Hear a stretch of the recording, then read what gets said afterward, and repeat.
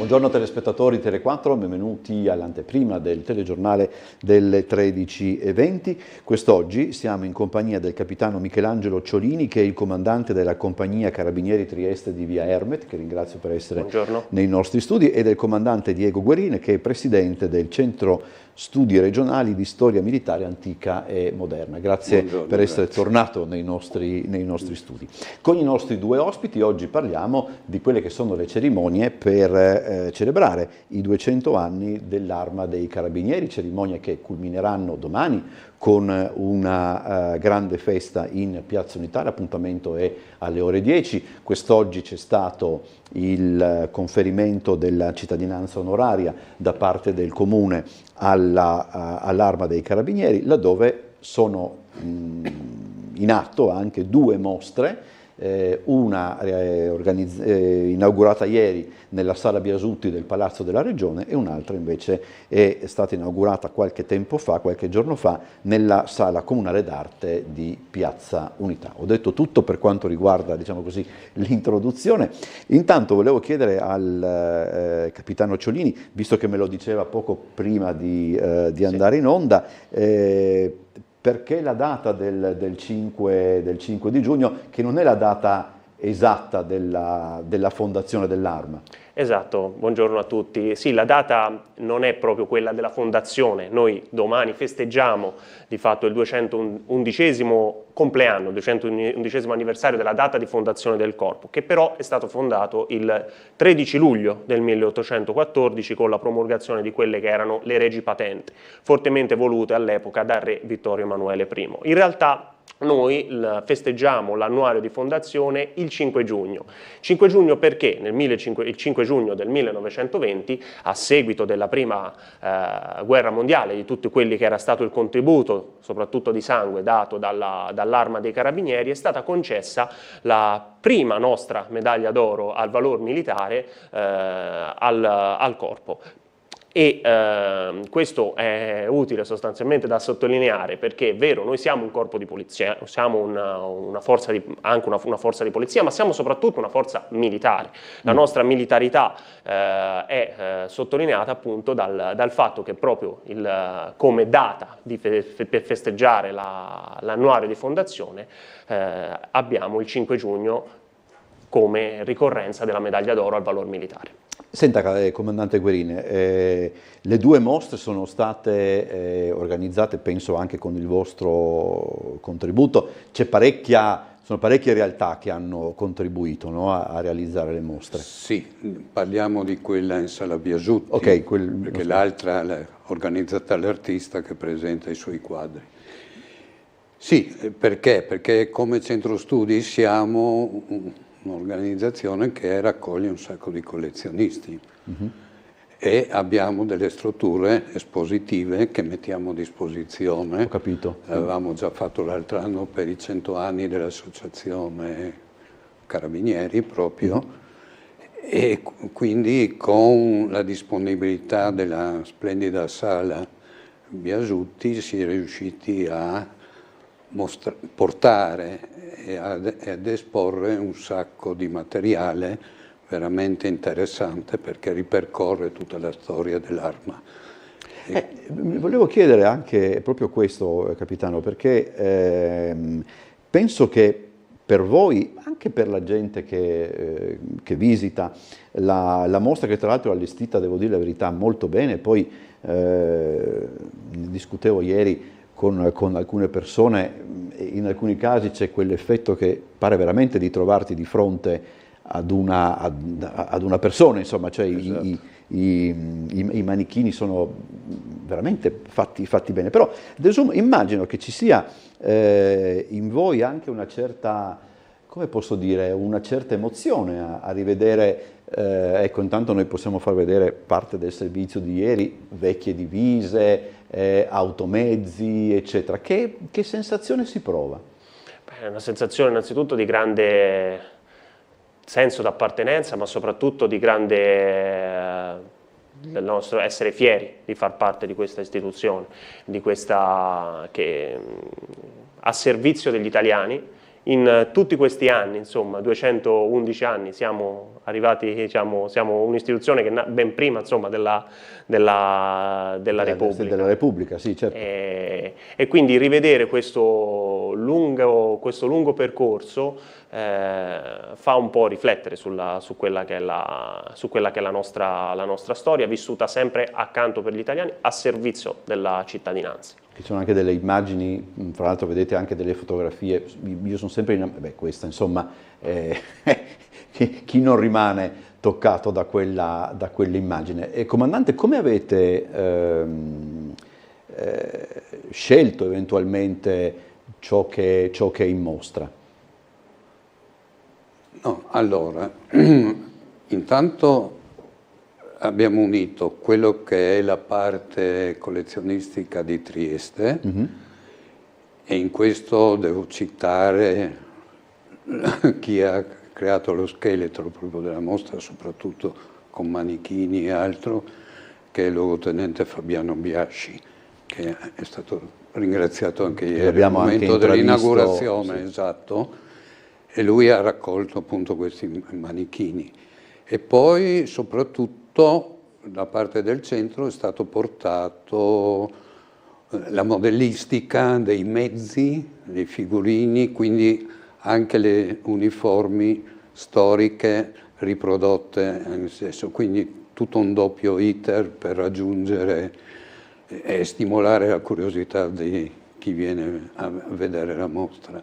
Il comandante regionale ieri ha ricordato anche il legame che unisce l'Arma dei Carabinieri a questo territorio. Sì, difatti quell'angolo che è apparso prima, specialmente l'angolo fotografico, sottolinea soprattutto il rapporto avvenuto nel 1954, no? I Carabinieri arrivati tra i primi, se non i primi, perché c'erano già. E quindi questa affezione, queste immagini che dai triestini sono state viste già, però ogni volta che si ripetono emozionano.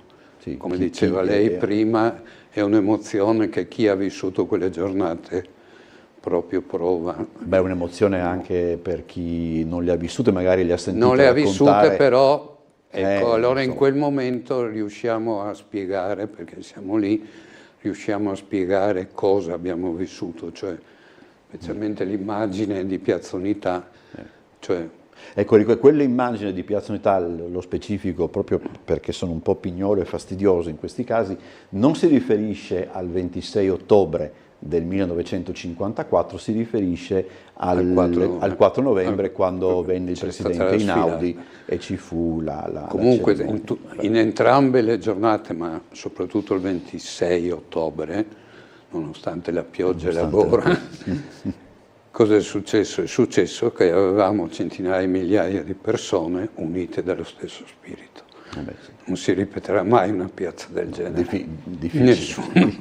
Difficile, ecco, le vediamo proprio Voi vi sentite un po', no, capitano, gli eredi per forza di cose? Sì, noi ovviamente l'Arma continua sullo stesso solco, il tempo cambia, ma il senso di appartenenza e la vicinanza ai cittadini triestini non cambierà mai. Questa è una città che ha dato tanto in termini anche di sangue all'Italia, e essere accanto a loro il giorno della nostra festa è quello che più sottolinea quello che è sempre stato la nostra quello che siete voi, ecco, insomma, diciamo. Domani cosa succederà, capitano? Come viene organizzata la mattinata? Domani mattina alle ore 9:45, subito alle 9:45, ci sarà la cerimonia dove che verrà, insomma, schierati tutti i nostri reparti, una rappresentanza di tutti i nostri reparti, con anche una esposizione di tutti quelli che sono i nostri mezzi, sia del presente sia del passato, e là ci sarà sostanzialmente una cerimonia militare nella splendida cornice di Piazza Unità, che già da sola vale il prezzo del biglietto. Ci saranno ospiti particolari? Sarà sostanzialmente tutte le autorità, sì. Insomma, anche il comandante locale, regionale, che sì. Insomma, e sarà ricordata quella che è successo questa mattina con un che anche bellissimo... questo è un dato, non è cosa da poco, insomma, sì. Ottenere la cittadinanza onoraria è una cosa di notevole. Prego comandante, sentivo che voleva intervenire. Sì, tornando al discorso di prima dell'affezione verso il territorio, alcuni anni fa proprio il comando provinciale ha fatto un libro, I Carabinieri a Trieste, dal 18 al 54. Ah, ho capito. Quindi sì. C'è sempre stata molta cura nel raccogliere tutta la documentazione che testimonia questa affezione, sicuramente. Senta, capitano, lei lo ha detto prima, e questo è un dato che forse la maggior parte della gente non coglie o registra, ma non ci si concentra, cioè il fatto che l'Arma dei Carabinieri è un corpo militare. Che cosa fa la differenza? Che cosa significa, mi verrebbe quasi da dire, all'atto pratico? All'atto pratico sostanzialmente cambia sostanzialmente che noi, oltre a essere inquadrati all'interno del Ministero della Difesa, con rango anche di Forza Armata, abbiamo determinati compiti che sono esclusivamente nostri. In primo battuta il fatto di essere l'unica forza militare di polizia. Fermo restando che comunque siamo in servizio permanente di pubblica sicurezza e a competenza generale. E di fatto questa sostanzialmente è un qualcosa che ci portiamo dietro da quando siamo nati, insomma, fortemente voluta dal re Vittorio Emanuele all'epoca, perché voleva sostanzialmente quello che fosse un corpo militare di polizia, quando ancora, diciamo, quelle che erano le forze di polizia erano suddivise in vari corpi con varie suddivisioni, e, insomma, eravamo anche dopo quella che era la rivoluzione francese, quindi di dare un po' di ordine, insomma, e chi meglio di un corpo militare lo poteva fare. Allora, prima di salutarci, poi ripeteremo anche l'appuntamento di domani e daremo anche giusto un paio di ragguagli. Volevo chiedere al comandante Guerin qual è l'attività del Centro Studi di Storia Militare Antica e Moderna. L'attività è questa di fare mostre, cioè di raccontare la storia nostra, con particolare anche su Trieste, perché abbiamo parecchio materiale, nelle varie forme che possono stuzzicare la curiosità, perché ho visto che per i giovani bisogna stuzzicare la curiosità, quindi meglio una chicca particolare che non una grande esposizione. Sì. Quindi noi cerchiamo di fare il più possibile, quindi raccogliamo uniformi, documenti, abbiamo una grossissima biblioteca e quindi se ci fossero giovani che volessero far soci e continuare l'attività, beata loro. È giusto anche dirlo. Tra l'altro la mostra, perlomeno quella della Regione, rimane aperta fino a venerdì prossimo, venerdì 6, sì, con orario dalle 10 alle 18, no? Esatto. Laddove invece, capitano, per assistere alla festa di domani non è necessario, basta andare là, basta andare, insomma, per tempo. Cerimonia aperta al pubblico, aperta a tutti, e sarà sicuramente una bellissima cornice. Non vorrei entrare in gamba tesa, nel senso che è una domanda che mi è venuta in mente adesso proprio rispetto anche a quello che ha detto il comandante Guerin, quindi casomai è colpa sua se faccio la domanda, ma volevo chiedere, come si dice, c'è un ricambio, no? Nel senso, i giovani sono attratti dall'Arma dei Carabinieri? Sì, io penso sostanzialmente che il fascino, insomma, dell'arma non abbia tempo, quindi ogni anno, insomma, tanti giovani cercano sostanzialmente di arruolarsi, insomma, in quella che è nella nostra istituzione, e questo fa solo che piacere, perché vuol dire sostanzialmente che si crede sostanzialmente in quello che è il nostro lavoro e quello che è sostanzialmente la nostra missione. Ecco. Poi anche credo questo senso anche di vicinanza e di, come posso dire, di amicizia, mettiamola così, forse il termine non è correttissimo, mi rendo conto, che proprio la gente ha nei vostri confronti, sia, se mi è consentito il gioco di parole, anche un'arma in più.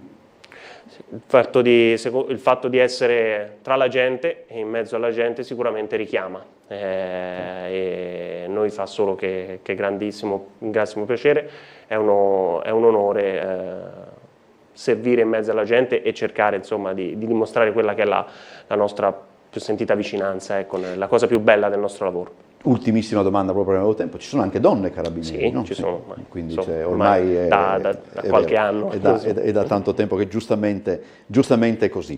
Allora io ringrazio il capitano Michelangelo Ciolini, che è il comandante della compagnia Carabinieri Trieste di via Ermet, quindi qua vicino a noi, e ringrazio anche il comandante Diego Guerin, che è presidente del Centro Regionale di Studi di Storia Militare Antica e Moderna. Buon lavoro ad entrambi, buona festa per domani. Adesso noi andiamo in pubblicità e poi il telegiornale delle 13:20.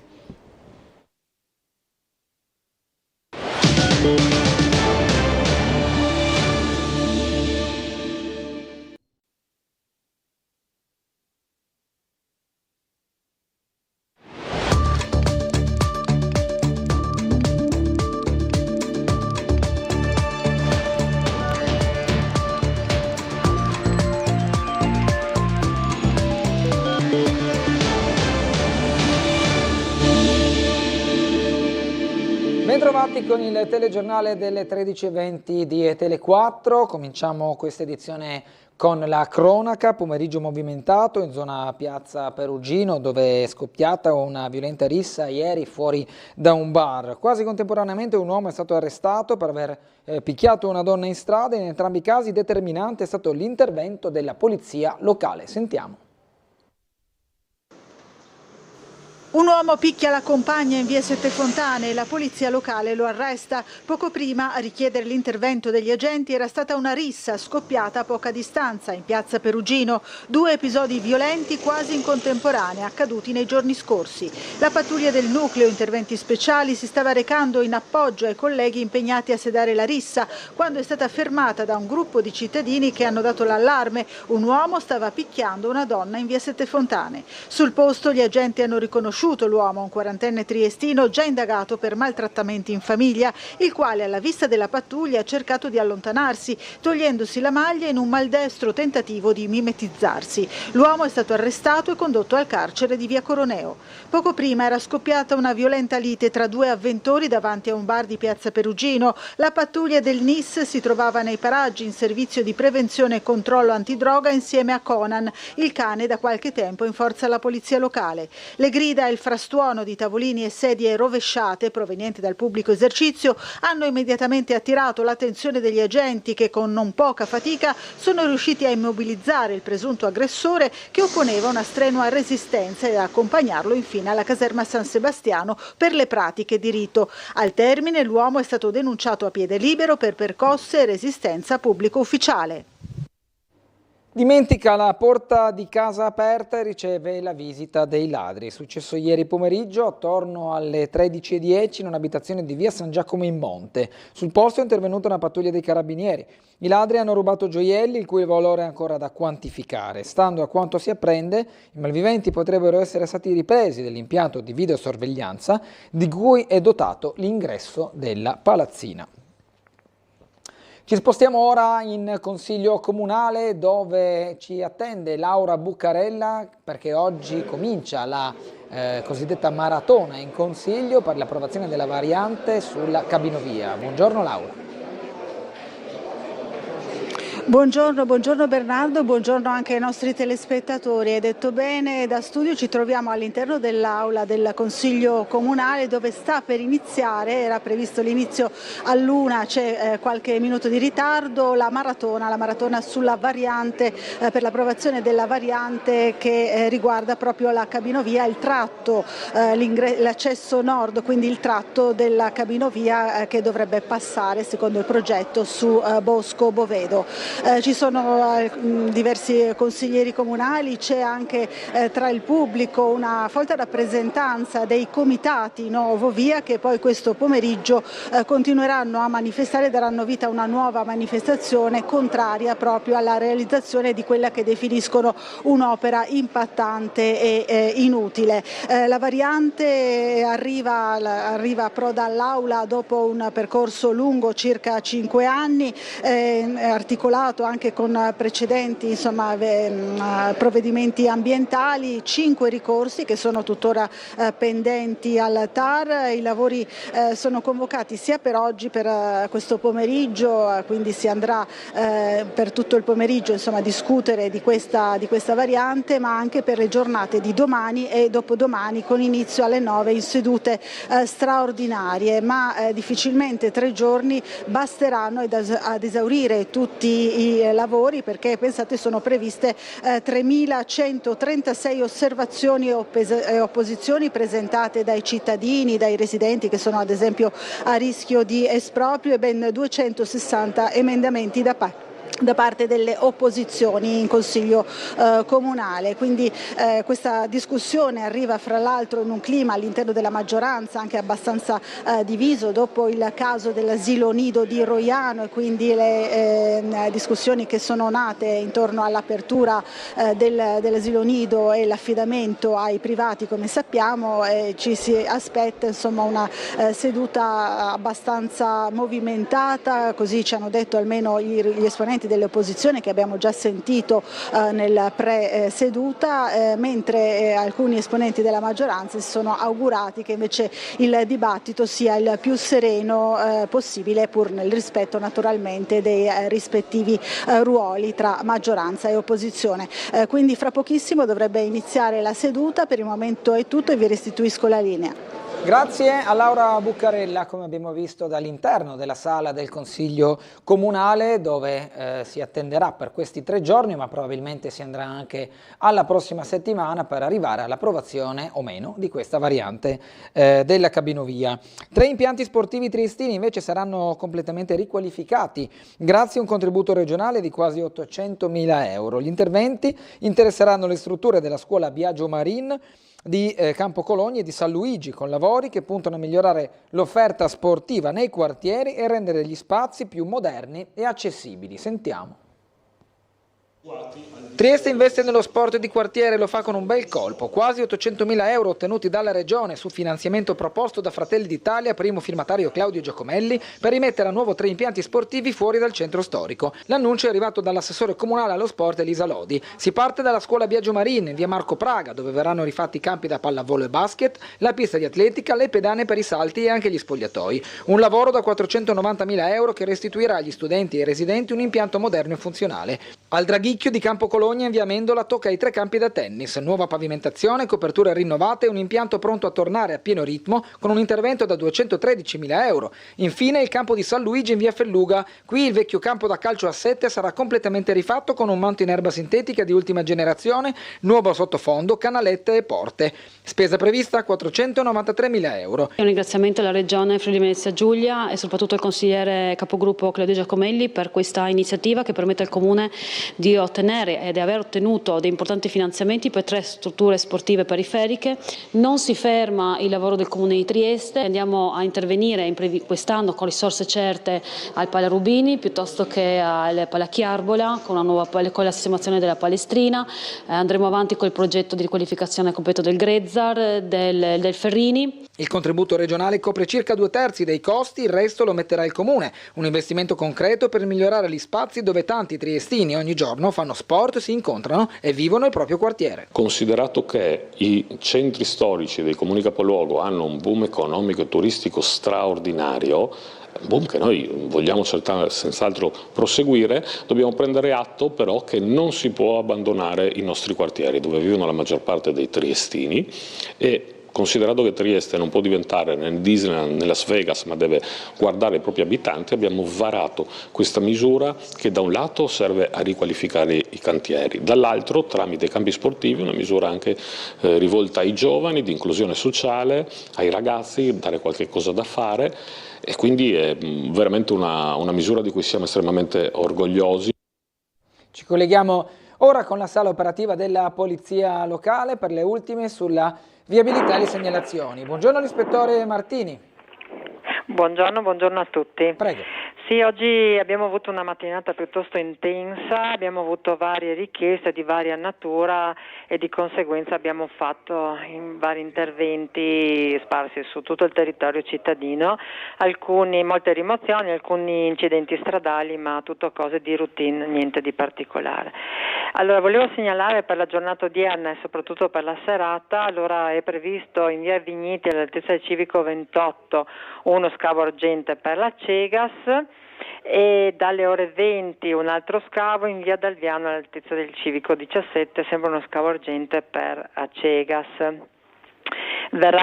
Continua lo svolgimento, verrà svolto anche nelle prossime serate il rifacimento della segnaletica orizzontale in zona Viale Miramare, Barcola e Corso Cavour, con un cantiere itinerante, quindi attenzione agli operai in strada. Mentre per questa sera io avrei da segnalare che ci sono già posti e verranno fatte eventualmente le rimozioni necessarie sulle rive davanti alla stazione marittima, in particolare via Mercato Vecchio e via dell'Orologio, per le manifestazioni dei prossimi giorni, in particolare da domani. Quindi dalle ore 22 di oggi alle ore 15 di domani, appunto, attenzione ai divieti di sosta in questa zona per appunto la cerimonia che verrà svolta intorno alle ore 10 domani in Piazza Unità per l'anniversario della fondazione dell'Arma dei Carabinieri. Quindi domani intorno alle ore 9:30 potrà esserci anche una breve chiusura appunto delle rive davanti a Piazza Unità. Altre cose non avrei da segnalarvi. Grazie all'ispettore superiore della Polizia Locale Tiziana Martini, buona giornata e buon lavoro. Grazie e buona giornata a tutti. Traffico intenso su tutta la rete autostradale regionale nel prossimo fine settimana per la concomitanza della chiusura delle scuole con la Pentecoste. Attesi migliaia di turisti dall'Austria, a Trieste è chiusa la costiera tra giovedì e venerdì. E allerta traffico sulla rete autostradale per il prossimo fine settimana. La fine dell'anno scolastico quest'anno coincide con la Pentecoste, ricorrenza che richiama sulle spiagge del Friuli Venezia Giulia e del Veneto migliaia di giovani dall'Austria.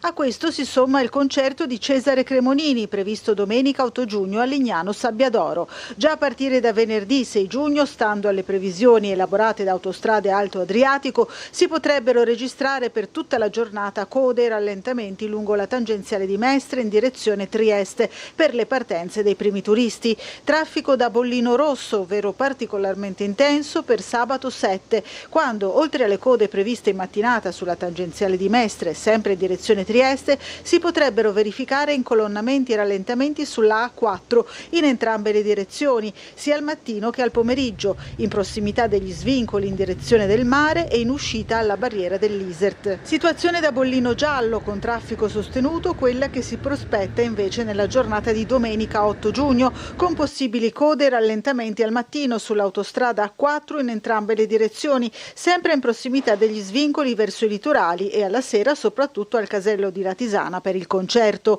Ancora strascichi di code per le prime partenze lunedì 9, soprattutto sulla tangenziale di Mestre in direzione Trieste per tutta la giornata, e al mattino sulla A4 in entrambe le direzioni, sempre verso le località di mare. A Trieste qualche disagio è previsto per lo stop alla circolazione per lavori lungo la strada costiera per alcune ore nella notte tra giovedì e venerdì. L'intervento, spiega Acegas APS Amga, è necessario per realizzare alcuni lavori di manutenzione inderogabili che si svolgeranno dalle 22 di giovedì alle 2 di venerdì mattina. Ora andiamo da Umberto Bosazzi per quella che è la presentazione della stagione 2025-2026 del Teatro Stabile del Friuli Venezia Giulia. Da Rossetti, Umberto Bosazzi. Buongiorno ai nostri telespettatori. Si sta per concludere la presentazione del cartellone 2025-2026 del Teatro Stabile del Friuli Venezia Giulia e perlomeno per quanto riguarda la prosa c'è molto territorio in questo cartellone, soprattutto per quanto concerne le produzioni proprie del Teatro Stabile. La stagione si aprirà il 7 di ottobre con Trieste 1954 di e con Simone Cristicchi, regia di Paolo Valerio, che dunque resta alla direzione del Teatro Stabile del Friuli Venezia Giulia fino alla scadenza naturale del mandato. Già il Mittelfest quest'estate debutterà Argo, un testo che racconta la fuga dall'Istria e che vede protagonista Ariella Reggio. Poi Svevo, Joyce, Zeno, Bloom, uno spettacolo che mette a confronto i due colossi della letteratura del Novecento attraverso i rapporti fra i loro personaggi più problematici. La drammaturgia è di Laura Pellaschiar e di Paolo Quazzolo, in scena Fulvio Falzarano e Francesco Godina, diretti da Davide Calabrese. È in preparazione ancora, con Valerio Santoro alla regia, una nuova versione di Rigenerazione con Nello Mascia, e poi accanto agli spettacoli che sono in ripresa o in tournée segnaliamo, non è una novità perché era già stato annunciato, Giulietta e Romeo, che chiude la stagione e si tratta di una coproduzione con il Teatro Verdi. Per quanto concerne gli spettacoli ospiti, al momento ci limitiamo a segnalare un poker di colossi per certi aspetti, La gatta sul tetto che scotta, Il lutto si addice ad Elettra, Otello e Il gabbiano. Aggiungiamo poi Amadeus e fra gli attori Stefano Accorsi con Odissea e Luca Marinelli con un'antologia di testi di Italo Calvino. Per quanto riguarda la stagione, diciamo così, il cartellone del musical che è ancora in fase di preparazione, anche qui dobbiamo sottolineare una serie di ritorni abbastanza importanti e significativi, ovvero Cats, Rocky Horror Show, We Will Rock You, aggiunge un posto a tavola, La febbre del sabato sera, ma si attendono anche Cantando sotto la pioggia, Sherlock Holmes il musical con Neri Marco Re e un curiosissimo I tre moschettieri opera pop. Per il momento da Rossetti è tutto, io restituisco la linea. Grazie Umberto Bosazzi, noi ora ci fermiamo per andare in pubblicità, torneremo tra poco con altre. Riprendiamo con il telegiornale. Il referendum di domenica e lunedì prossimi, l'attesa per la ratifica della nomina di Antonio Gurrieri a presidente del Porto di Trieste, ancora sul terzo mandato il presidente Fedriga a tutto tondo ieri assieme ai giornalisti. Esplicito del collega, nel caso è pronto a candidarsi a sindaco di Trieste? No, non so. Questa è una domanda, lei è esplicito e la mia risposta non esiste perché il Consiglio sta ancora una discussione in piedi e non posso ovviamente dire vado da una parte, vado dall'altra, potrei anche, non andare da nessuna parte e fare altre scelte, insomma non è che... Anche a Roma? Ma ribadisco, anche magari non fare più, magari politica attiva, sarò sempre al Senato, vediamo insomma cosa succederà. Fuga ogni dubbio il presidente della regione. Qualora non si arrivasse al terzo mandato, egli non ha alcuna intenzione di candidarsi a sindaco di Trieste. Conversando con i giornalisti, Massimiliano Fedriga ha voluto analizzare la questione da un punto di vista più psicologico, se vogliamo, quello cioè di un amministratore pubblico che già sa di non poter proseguire il proprio impegno, anche se in coda una frecciatina si sente. Ma uno non deve fermarsi a dire finisce il mandato, tutto quello che faccio va bene, tutto quello che consegno non va bene perché non sarò io a tagliare il nastro. Il rischio ovviamente esiste, no? Una crisi di dover far tutto e subito, quando invece le progettualità di medio periodo sono quelle che premiano una comunità. Un problema forse più pressante per la città è la ratifica della nomina di Antonio Gurrieri a presidente del Porto. Fedriga, si capisce dal non detto, si attende che la pratica si concluda al più presto. Ringrazio il commissario Torbianelli che sta facendo un ottimo lavoro al Porto, mi auguro però ovviamente che la situazione si risolva il prima possibile. Il MIT mi ha proposto, come sapete, un nome di un presidente, io ho dato l'assenso dovendoci essere d'intesa e spero che il Parlamento operi nel più breve tempo possibile. Il presidente della regione non si è sottratto poi alla disamina della questione referendum, anche in questo caso senza risparmiare una stoccatina al centro-sinistra. Esistono più scelte, la scelta di votare sì, la scelta di votare no, la scelta di astenersi. È una scelta molto chiara, una scelta civica e quindi è successo decine di volte in passato da tutte le parti politiche. Non capisco perché questa volta, perché i referendum sono proposti a sinistra, è vietato astenersi. È qualcosa di particolare, vivono un concetto di democrazia, la sinistra a loro uso e consumo. Ove non si fosse capito, Federica ha quindi precisato. Io ovviamente mi asterrò dal voto perché sono profondamente contrario al referendum, in particolar modo quello sulla cittadinanza facile, e utilizzo democraticamente uno strumento affinché la cittadinanza facile in Italia non ci sia. L'assessore regionale Cristina Mirante a Monaco di Baviera, in occasione della Fiera della Logistica, ha tenuto la terza riunione di cabina di regia sulla logistica con gli operatori del settore. Ospita allo stand del Friuli Venezia Giulia una nutrita delegazione di studenti dell'Ateneo Triestino.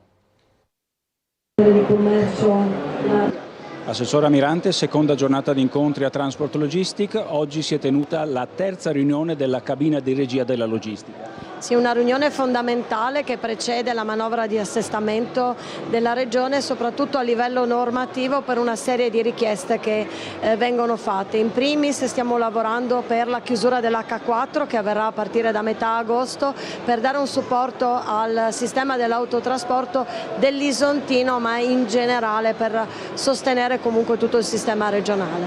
L'altro punto, che è stato un punto caldo sul quale abbiamo cominciato a interagire con l'autorità di sistema portuale, con gli operatori dell'autotrasporto e con tutti gli operatori della logistica, è la difficoltà legata all'ingresso al porto di Trieste, in particolare per quanto riguarda sia l'autostrada del mare sia per quanto riguarda i container. Ci sono delle strategie che possiamo mettere in campo anche a livello normativo, non solo come soggetto la regione regista che può supportare alcune iniziative anche in capo al comune di Trieste. Altri temi sono stati affrontati, in particolare la proposta di legge, il secondo passaggio, per quanto riguarda il tema degli insegnamenti logistici di natura privata. Ecco, su questo abbiamo raccolto nella precedente seduta le indicazioni della cabina di regia e il testo, come è stato emendato, oggi è passato a pieni voti di tutti i soggetti.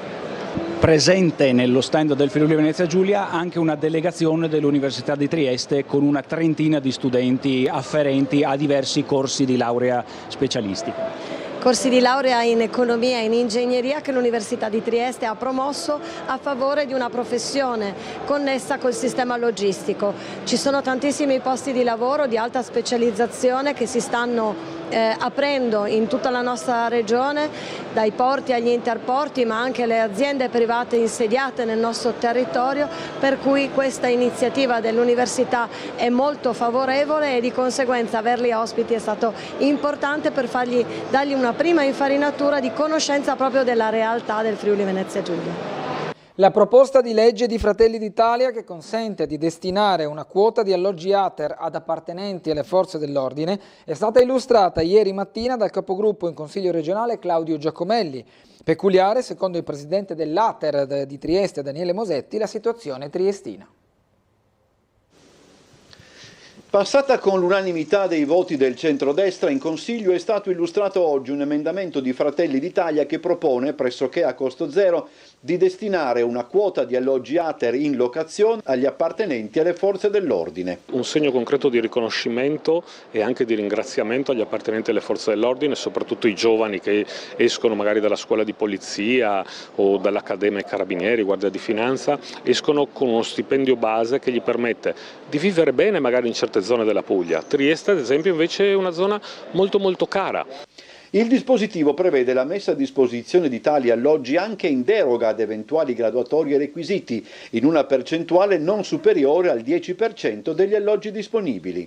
Sia il consigliere Giacomelli sia il presidente dell'ATER Mosetti hanno inteso sottolineare un aspetto peculiare per quanto riguarda Trieste dell'iniziativa. Gli inquilini ATER hanno dimostrato nelle altre regioni di apprezzare moltissimo di avere un inquilino nel medesimo stabile appartenente alla Polizia Locale, alla Polizia di Stato, alla Guardia di Finanza, all'Arma dei Carabinieri, e questa è una cosa che fa sentire più sicuri e tutto sommato rende più sicuri. Trieste ha un contesto sociale che a volte può risultare anche diverso rispetto alle altre province e dove questo dispositivo adottato in modo sartoriale sui complessi che potrebbero essere quelli di Valmaura, piuttosto che via Grego, piuttosto che via Cumano, piuttosto che Melara o Giarrizzole, funziona proprio perché andrà a mitigare situazioni e fenomeni specifici e soprattutto andrà ad aumentare quella che è la sicurezza percepita.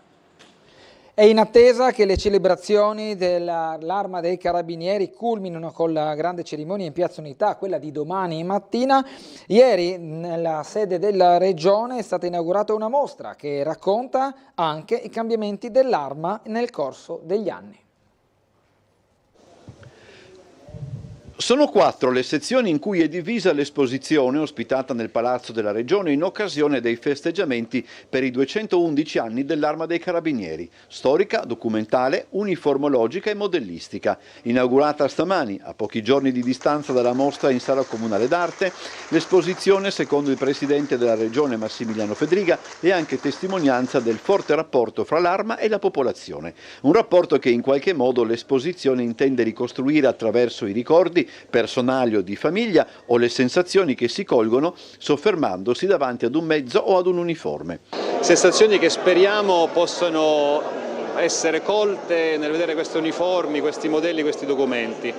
Questo perché l'Arma dei Carabinieri ovviamente è un pilastro sempre presente nella storia italiana, ma in particolare nella storia del Friuli e della Venezia Giulia. Gran parte delle sue attività belliche e post-belliche sono avvenute proprio su questa terra e cerchiamo di raccontarlo per immagini attraverso questa mostra.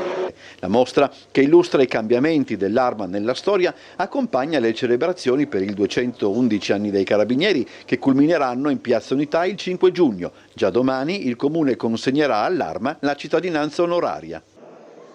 È tutto per questa edizione del nostro telegiornale, grazie per averci seguito e un buon proseguimento con i programmi di Tele4.